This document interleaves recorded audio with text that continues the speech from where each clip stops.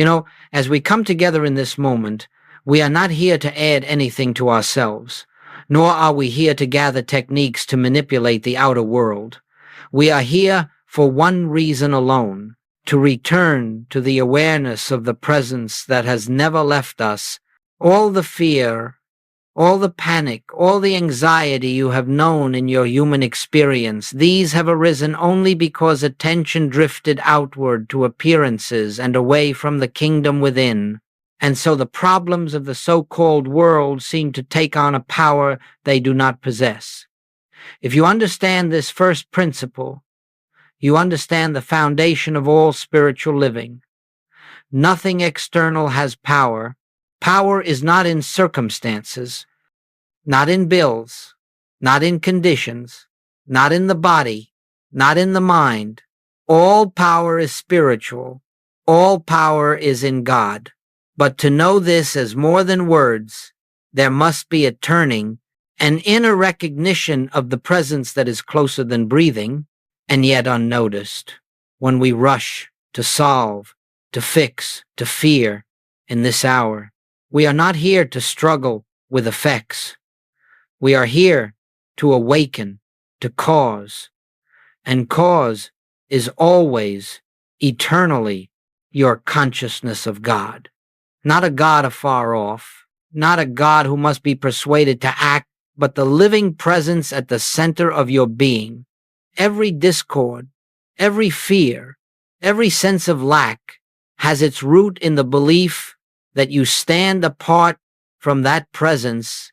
Every harmony, every healing, every supply that has ever appeared in your life has come through some measure of awareness of your oneness with it. I would like you to understand from the outset that we are not preparing to overcome fear.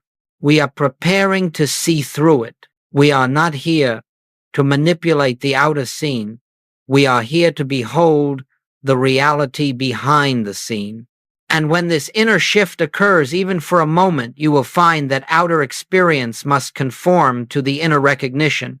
That is why Jesus taught, seek first the kingdom, not as a command, but as a spiritual law.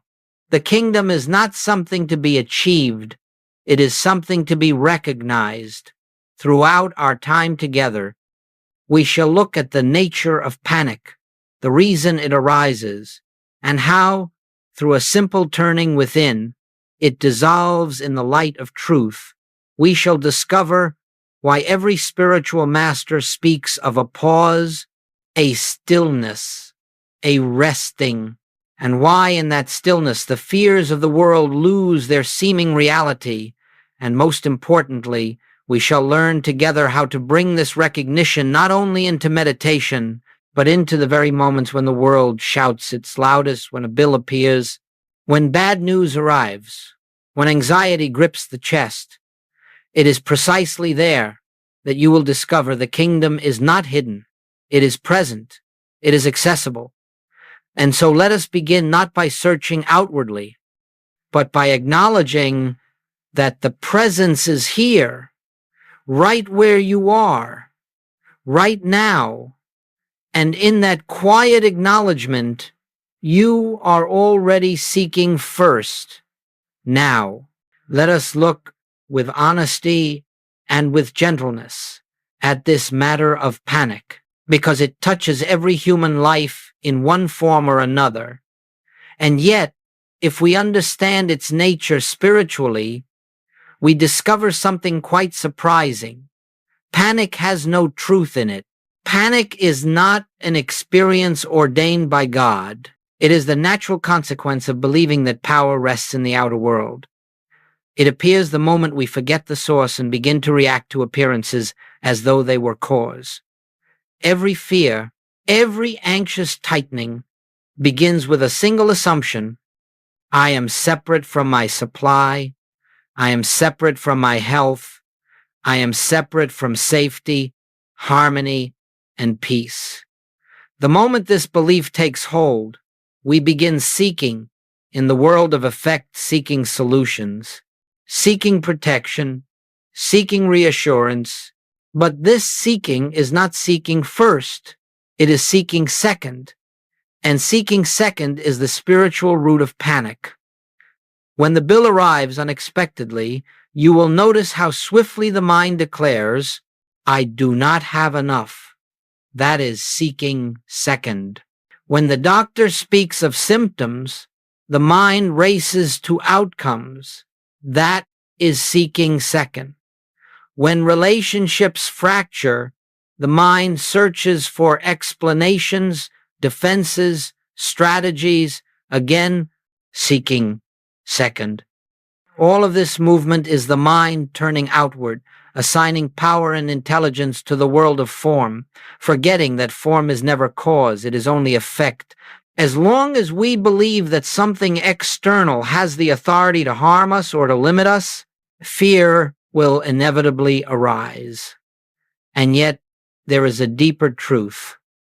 Panic never arises because of the appearance itself. Panic arises because the mind has stepped outside its own center, it has lost sight of the presence, it has begun to live in the realm of shadows rather than in the light of reality. A bill cannot create fear. Ink and paper have no law. The body cannot create fear. It is a form through which life expresses. Words spoken by another cannot create fear. They are vibrations of air, nothing more. Fear arises only because consciousness assigns power to that which has none.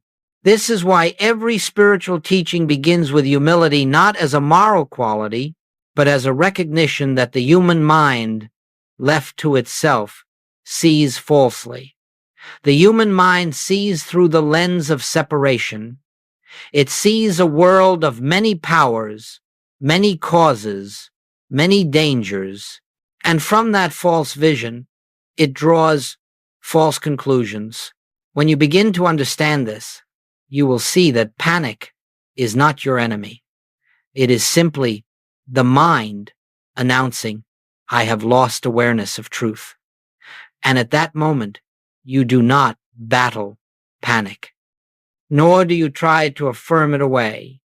You do not run to human solutions, nor do you condemn yourself for feeling afraid.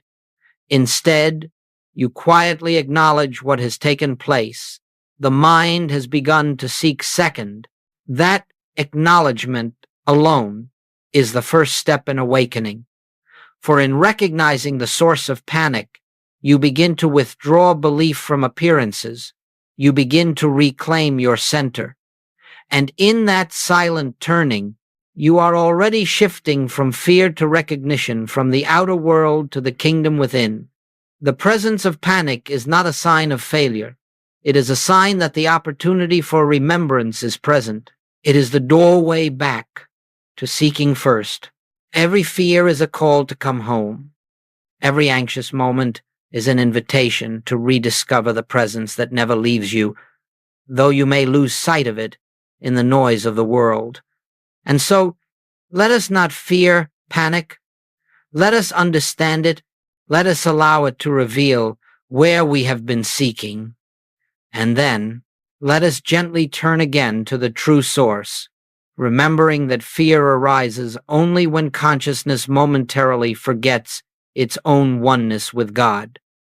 When Jesus spoke the words, "Seek first the kingdom of God, and all these things shall be added unto you," he was not offering a commandment, nor was he presenting a technique for obtaining better human conditions.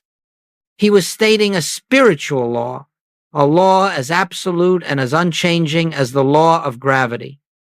And it is only in understanding this law spiritually that it becomes practical in daily life. The kingdom of God is not a place, it is not a future state, it is not an achievement for the virtuous or the disciplined. The kingdom of God is the conscious awareness of God's presence here, now, within your own being. It is the inner realization that the life you live is not self-sustained, it is God-sustained.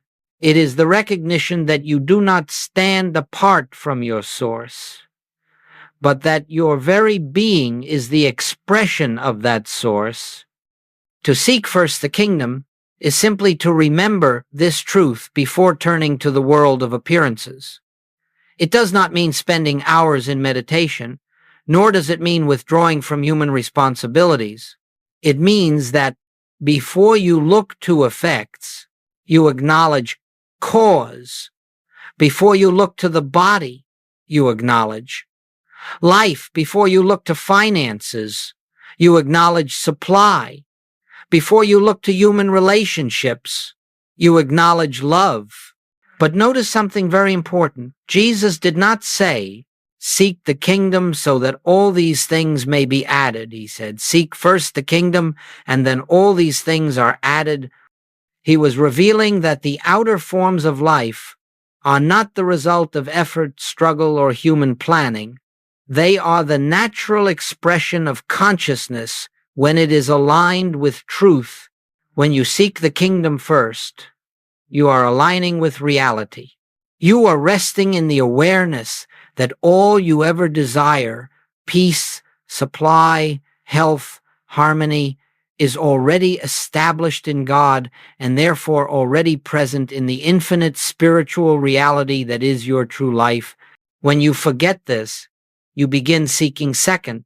You look to the outer world for peace, for assurance, for answers, and the outer world, having no power of its own, cannot supply what only inner recognition can reveal. This is why Jesus taught, take no thought for your life. He was not advising irresponsibility. He was teaching a shift of consciousness. He was pointing to a state of awareness in which the mind no longer attempts to secure itself through external means, but rests in the presence that is the very substance of life. The human mind always seeks second. It looks outward first, tries to solve, tries to prevent, tries to control. Spiritual consciousness seeks first. It turns inward before taking a step outward. It rests in God before addressing appearance. It abides in the presence before forming a plan. This is not a mystical ideal. It is the most practical way to live, because harmony can only be experienced when consciousness is aligned with its source. When Jesus said, "The kingdom of God is within you," he was revealing that you do not have to go anywhere to find God. You do not have to request what already is. You do not have to persuade what has already given itself as your being. You have only to recognize. Recognition is the true seeking, seeking that begins and ends within.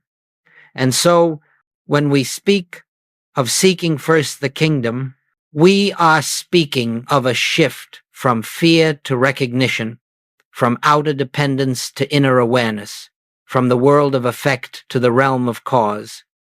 This shift is not dramatic. It is not emotional. It is quiet, gentle, and certain. It is the simple turning of consciousness toward its own source. As this becomes clear, you will discover that the words of Jesus were not distant spiritual poetry, but practical instruction for daily living. He was showing humanity how to meet every appearance, from the smallest irritation to the greatest crisis, not with fear, but with the calm assurance that God is the only presence and the only power.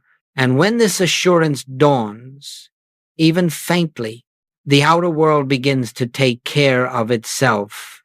Not because you have forced it, but because you have aligned with the kingdom that has always been the foundation of your life. Once we understand that all panic arises from seeking second, we can begin to see why the very first step in any spiritual response, whether the circumstance is small or great, is the pause. This pause is not a technique. It is not a breathing exercise. It is not a moment of forced calm. It is the conscious refusal to grant power to appearances and the conscious return to the awareness of the presence within. You see, when an alarming situation arises, the human mind immediately leaps outward. It races to conclusions. to judgments, to imagined outcomes. It begins forming strategies, defenses, and explanations. This is the automatic habit of a mind that believes in a world of many powers, and in that instant, separation is felt. Fear is born, but the pause interrupts this automatic movement. The pause says, no, I will not react. I will not allow the appearance to dictate the state of my consciousness. I will turn within. And in that turning, the power that you unconsciously assigned to the appearance is withdrawn. The appearance is disarmed, not by force, but by the simple recognition that it has no power of its own. A bill arrives. The old habit would be, what shall I do? How will I pay? What will happen? But in the pause, you do not follow that impulse. You turn within. Father, here I am. Let the truth reveal itself. A physical symptom appears. The old habit would be, what if? What next? What does this mean? But in the pause, you step out of the mental storm. Life is God. God is here. God is the only law operating. This pause is not procrastination. It is alignment. It restores the awareness that God alone is cause. It reestablishes the truth that your being is not vulnerable, not dependent on matter, not separated from infinite supply, life, or peace. And the moment this recognition begins, even faintly the grip of panic loosens. The pause is the doorway through which spiritual clarity enters.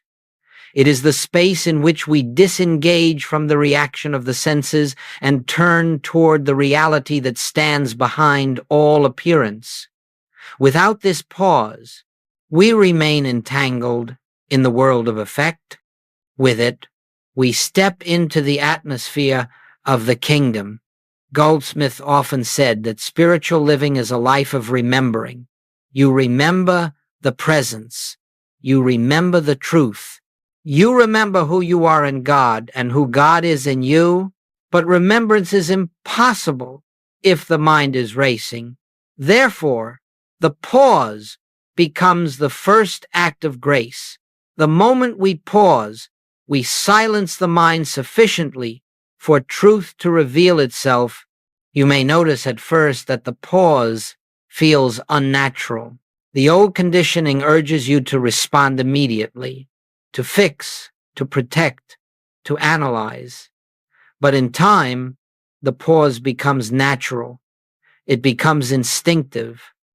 It becomes the moment in which you step out of the human sense of self into the spiritual center of your being. Understand this clearly. The pause does not solve the problem. The pause allows you to see that God is the only power, and that recognition dissolves the problem at its root. As you practice this pause, you will begin to notice something profound. The very moment you stop reacting, the disturbance in the mind fades. The moment you withdraw your belief from appearances, their seeming authority weakens, and in that space, spiritual intuition begins to function. Answers arise. Peace returns. Guidance reveals itself. Not because you forced it, not because you thought your way through it, but because in the pause, you opened the way for the kingdom to reveal what has always been true. Thus, the pause is the first movement of seeking first. It is the act of turning from the world of effect toward the source itself.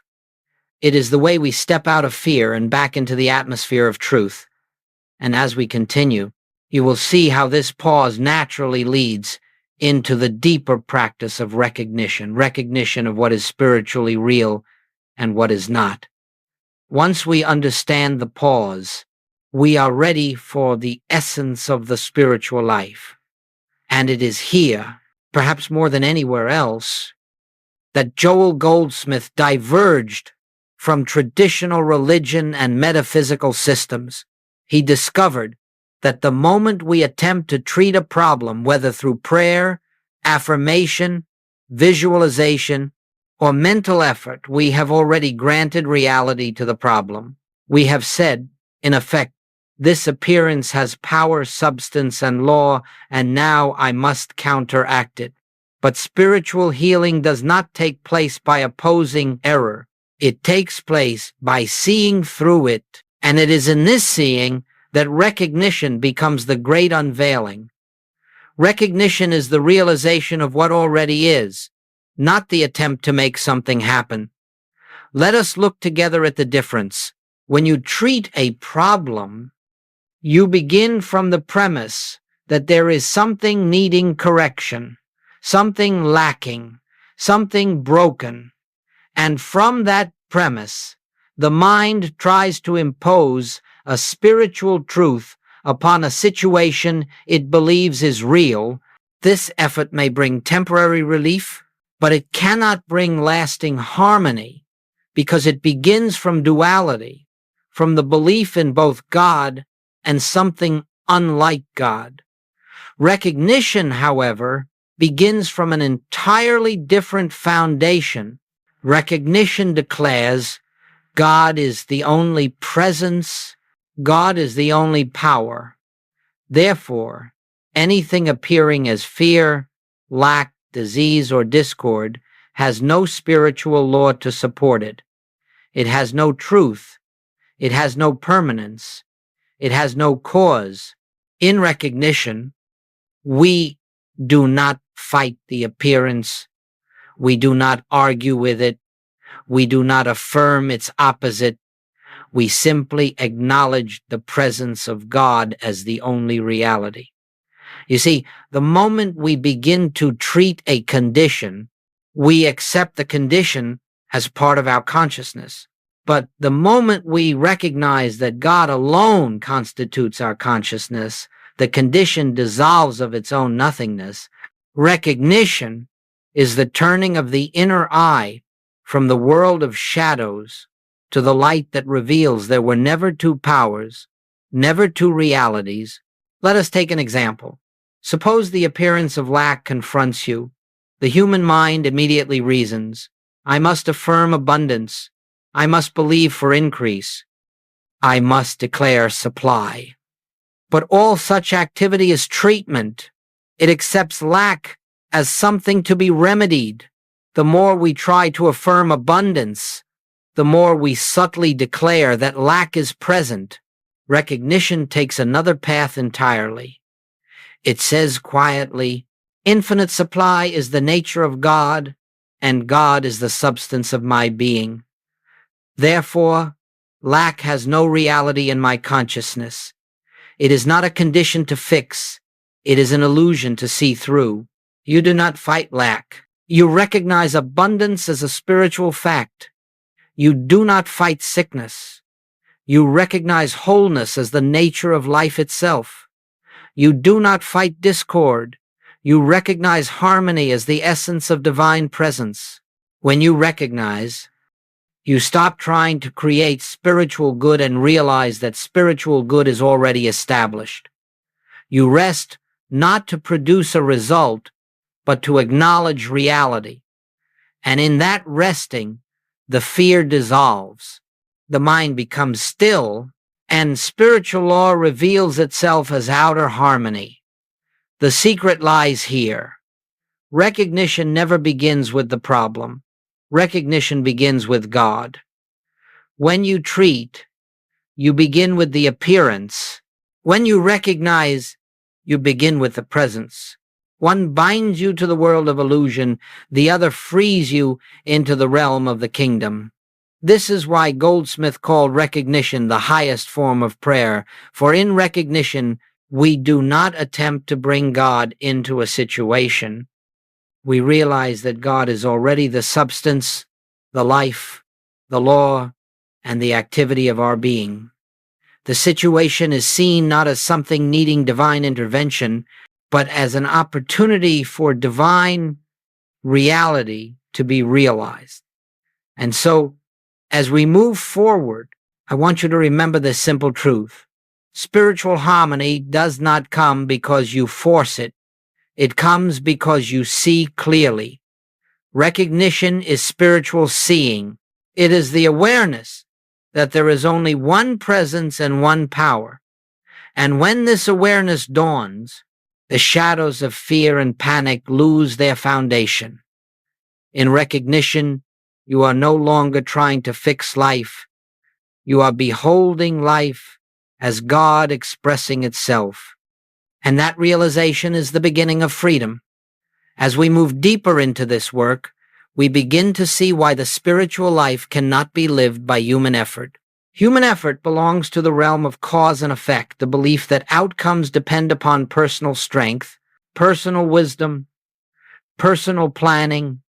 But in the spiritual life, we discover that all genuine harmony flows not from effort, but from grace. Grace is the activity of God within your consciousness, unfolding, without strain, without pressure, without forcing. And here again we find a truth that is simple, but not always easy to accept. Every place in your life where you struggle, you are living by human effort. Every place where there is peace, you are living by grace. Grace does not mean passivity. It does not mean we sit idle, waiting for life to arrange itself. Rather, it means that we do not attempt to arrange life through fear-driven action. We act, but our action flows from inner guidance, not from panic. We move, but the movement arises from stillness, not urgency. Grace becomes the invisible order behind every visible step you take. Human effort says, I must make this happen. I must find the solution. I must protect myself. I must secure my future. Grace whispers, God is the activity of your being. God is the intelligence that goes before you. God is the supply, the health, the harmony, the order. Rest and let the infinite reveal itself. In the life of the human, every need becomes a burden. But in the life lived by grace, every need becomes an opportunity for the presence to reveal another facet of its harmony. You do not fear needs. You welcome them as occasions for recognition. You do not dread change. You understand that grace always expresses as exactly what is needed, in exactly the way it is needed, at exactly the right time. You will notice that when you are living by human effort, your actions are anxious, hurried, or pressured. They come from a sense of incompleteness. They come from the belief that something is missing in you or in your world. But grace moves differently. Grace moves quietly.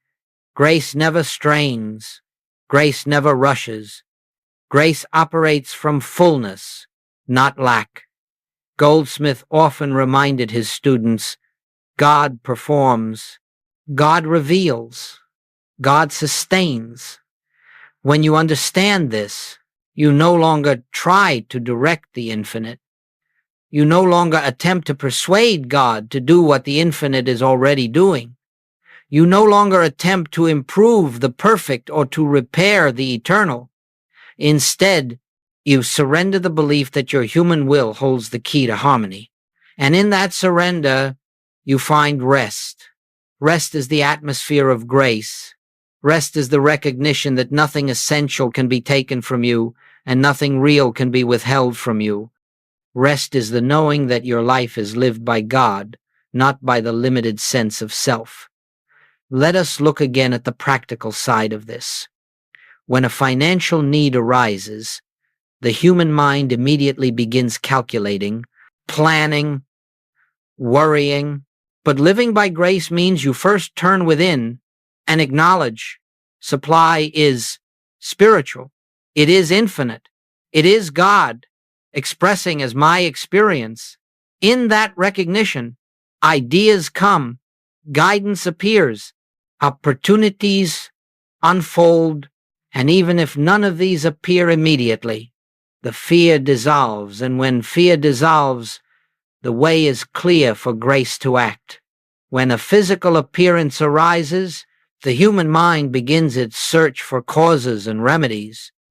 But grace reveals that life is God, and God is indivisible. You do not have to force healing. You rest in the recognition that wholeness is the nature of your being. And from that rest, harmony manifests not as a result of struggle, but as the natural activity of divine presence. When discord appears in relationships, the human mind seeks control, justification, or defense. But grace reveals that love is the only reality, and love is always present. When you rest in that truth, the discord loses its force. You find yourself speaking words you could not have planned, taking actions you could not have invented. Grace expresses itself as harmony, reconciliation, or calm separation, whatever is aligned with divine order. The key is this: grace cannot flow where effort is in control. Grace reveals itself the moment you release the belief that you must manage life. Living by grace is living from the kingdom within. It is the realization that God, not the human mind, is the source, the guide, the healer, the supply. And when this awareness becomes your foundation, you find that life begins to unfold with an ease you could never have created. You take the steps that are yours to take, but you take them from inner fullness. You act, but action is no longer a product of fear. You move, but movement is guided. You speak, but the words come through you, not from you. This is the life Jesus described when he said, "My yoke is easy and my burden is light." He was not speaking poetically. He was describing life lived by grace, life lived by the presence rather than the personal self. In this recognition, strain disappears. In this recognition, fear dissolves. In this recognition, you discover that the kingdom was never a distant goal, but the ground of your being in every moment. Now that we understand the pause and the deeper practice of recognition and the meaning of living by grace, let us bring this teaching into the very moments where life seems most demanding. For it is easy to speak of spiritual truth in the quiet of meditation, but the true measure of inner awareness is discovered in the midst of daily experience, when appearances arise suddenly, when the mind is tempted to react, and when the senses insist upon the reality of fear. And so, let us look together at what it means to seek first the kingdom in the exact moments when the world would persuade you to seek second. Remember this: seeking first is not an action of the mind, it is a shift in consciousness.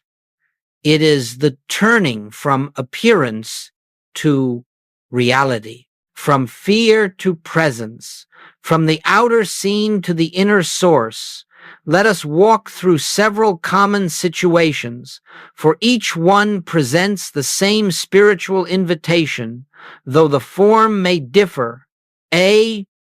When a frightening bill appears, you open the envelope, or you see the notification on your screen, and immediately the old conditioning rises. The mind begins to calculate, to fear, to imagine. In that instant, the sense of separation returns. I must find a way. I must fix this. But this is the moment when spiritual practice becomes real. Before you react, pause, not to suppress fear, not to deny the need, but to acknowledge the truth. God is the source and substance of all supply. I am not separate from God. In that moment of recognition, the fear begins to dissolve. The sense of helplessness lifts. You discover that the need does not define you, nor does it limit you. Now, from this centered awareness, you may take whatever practical steps are given, but those steps will arise from peace, not panic. The outer need has not disappeared, but something far more important has occurred. The need no longer dictates the state of your consciousness. And when consciousness is no longer enslaved to appearance, grace can begin its work. B. When an unexpected symptom or diagnosis appears, perhaps you feel something in the body, or a doctor speaks words that seem heavy with fear. The human mind would immediately identify with the body and conclude, this is happening to me. But you are not the body. The body is an instrument of experience, not the source of your life. Life is God. Life is infinite. Life is indivisible. So when the appearance of illness arises, do not rush to treat it mentally. Do not attempt to force a healing. Instead, pause. In that pause, turn inward. Father, you are the life of my being. Whatever you are, I am. In that recognition, you withdraw the power that fear had begun to assign to the appearance. You realize that the body does not govern your life. The presence governs the body. From this recognition, harmony can reveal itself in ways beyond human planning, through medicine, through rest, through intuition, through unexpected avenues. But the healing does not come from the avenue. It comes from the recognition. See, when anxiety floods you without reason, there are times when fear arises seemingly out of nowhere, a tightening in the chest, a cloud over the mind. The human impulse is to resist it, to question it, to attempt to push it away. But resistance only strengthens it. Instead, pause. Let the fear be what it is, a passing appearance in consciousness, not your identity. And in that stillness, recognize there is only one power. Fear has no presence, no law, no substance. Do not fight the fear. Do not analyze it. Simply refuse to grant it authority. In that gentle refusal, the fear loses its foundation. It dissolves like mist before the sun, not because you battled it, but because you stood in the recognition of truth. D. When relationships erupt in conflict, here, perhaps more than anywhere else, the temptation to seek second becomes strong. Words are spoken, emotions flare, misunderstandings arise. The mind wishes to defend, to explain, to protect itself.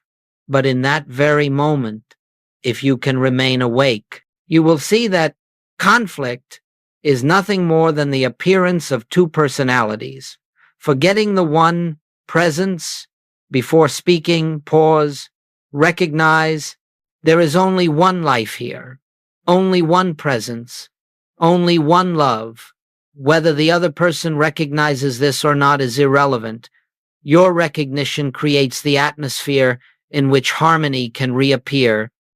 You may find that your words soften, or that a wise silence arises, or that understanding emerges where tension once lived.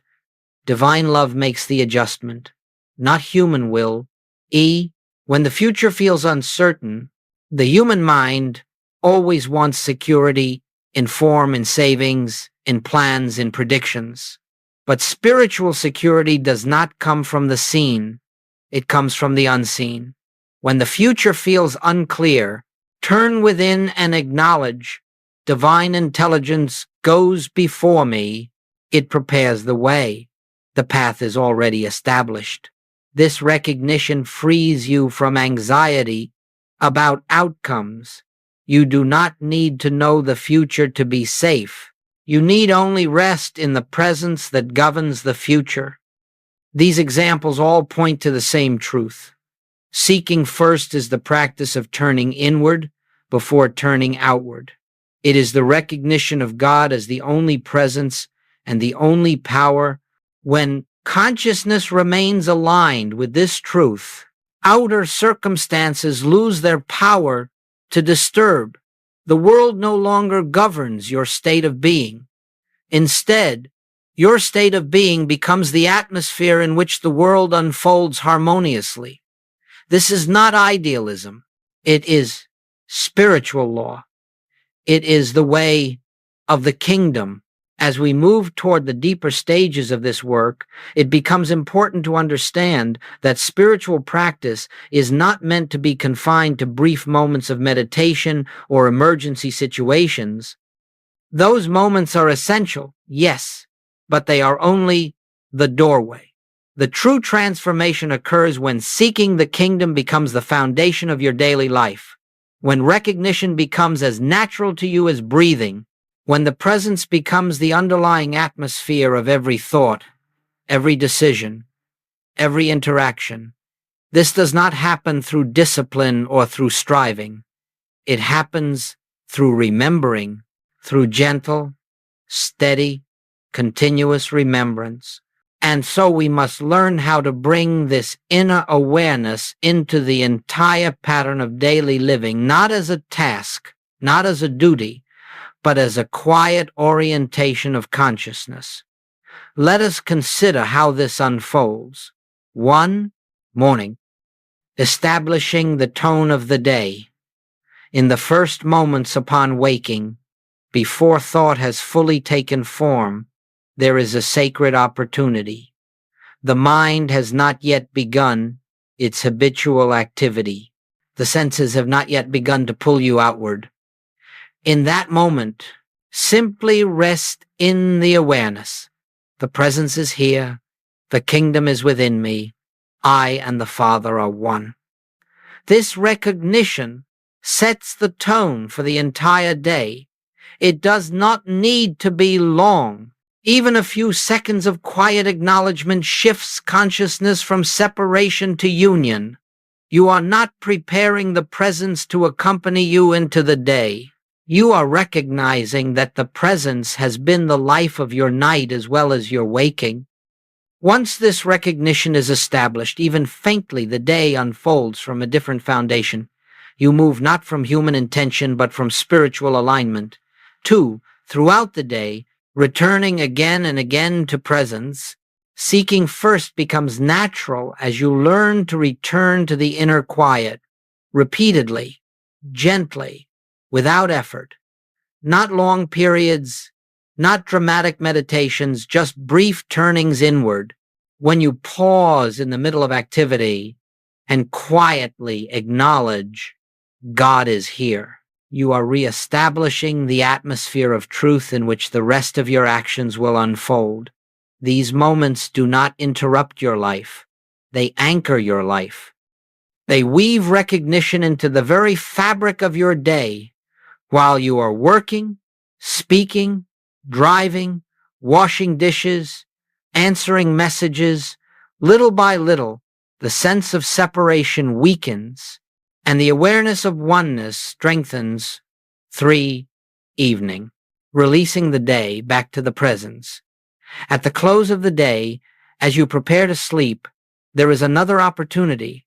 Before the mind recounts the events of the day, before it judges or analyzes, you may quietly rest in the awareness. Nothing today occurred outside the presence. Nothing today touched the reality of my being.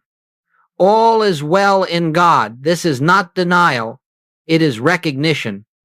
You are not erasing the day. You are seeing through it to the presence that carried you through. Every moment, in this recognition, the subconscious is freed from the burden of fear. Rest becomes peaceful, restorative, natural. 4. How you know the practice is working. As seeking first becomes your foundation, changes will appear, not necessarily dramatic at first, but subtle, unmistakable. steady. You may notice panic arises less often, fear loses its authority, decisions become clear. You speak with greater calm. You respond rather than react. Harmony appears without strain. Problems resolve without intense mental effort. You may discover that people respond differently to you, more gently, more openly, not because you have changed them, but because the atmosphere of your consciousness no longer invites conflict.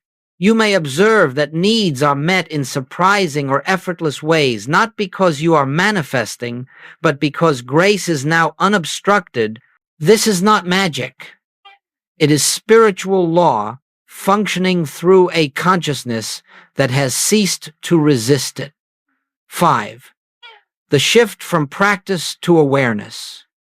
At first, you will practice turning within. In time, you will simply live from within. At first, you will remember the presence. In time, you will abide in the presence. At first, you will pause when fear arises.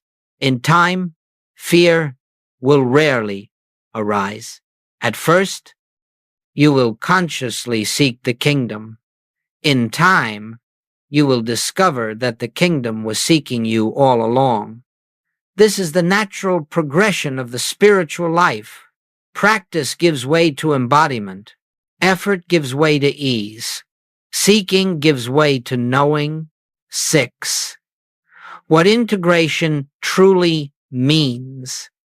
Integration does not mean that you retire from the world. It does not mean that you withdraw from responsibilities or refuse to act. Integration means that you live your outer life from an inner center. It means that you no longer depend on circumstances for peace, nor on people for love, nor on the body for life, nor on the world for security. Integration means that the presence becomes your resting place, your identity, your foundation. And from that foundation, you move into the world not as a fearful human battling for survival, but as a spiritual being through whom the grace of God expresses. This is the meaning of seeking first. It is the meaning of awakening. It is the meaning of the kingdom. As we come to the close of this teaching, let us rest together for a moment in the quiet awareness that all we have spoken of is not something to be attained in the future. It is not a spiritual condition you must earn. It is not a higher state you must climb into. The kingdom of God is not an achievement.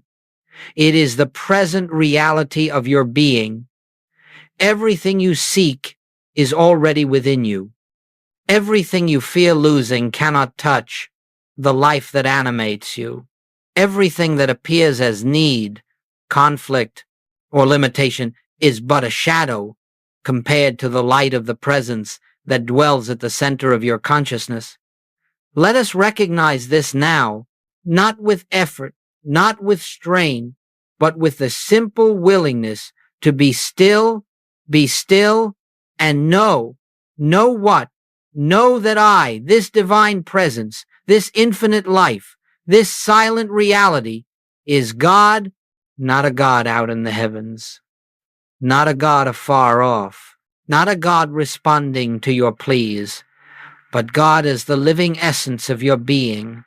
God is the consciousness you are aware of in this moment. God is the life that breathes you, moves you, sustains you. Right now, let your thought rest upon this truth. There is only one presence. There is only one power. There is only one life. And that life is expressing itself as you. All fear dissolves in this recognition because fear requires belief in something other than God. All lack dissolves in this recognition because supply is the nature of God consciousness. All discord dissolves in this recognition because love is the structure of reality As you rest in this awareness, notice that nothing is being done. You are not trying to become spiritual. You are not trying to think correctly. You are not trying to solve anything. You are simply recognizing what is already true. This recognition, quiet, gentle, effortless, is the beginning and the end of the spiritual path. It is the meaning of seek first the kingdom. Not that you must go find it, but that you turn away from the false belief in an external power and return again and again to the presence that has never left you. You need not perfect this practice. You need only remember it. And if you forget it 1,000 times, return 1,000 times. Each return strengthens the awareness of oneness. Each return weakens the illusion of separation. Each return opens the way for grace. Let us rest a moment longer in the simple acknowledgement, the kingdom of God is within me. I and the Father are one. All that God is expressing itself as my life, my being, my consciousness. Feel the stillness that follows such recognition. It is not the stillness of silence. It is the stillness of truth, a stillness that has always been here, waiting for you to notice it. This is the foundation of your new life, not a life free from appearances, but a life free from bondage to appearances. Not a life without challenges, but a life in which challenges no longer dictate your state of being. Not a life of human striving, but a life of divine unfolding. As you leave this teaching, you do not carry new ideas, you carry a new awareness, an awareness that your safety, your supply, your peace, your joy, your wholeness are all anchored in the presence that lives you. Walk gently, act when guided, rest often, and return always. For the kingdom is not far. The kingdom is not hidden. The kingdom is not conditional. The kingdom is the very essence of your being now, here, forever. And as you recognize this, even faintly, even imperfectly, the grace of God begins to reveal itself as your life. All is well.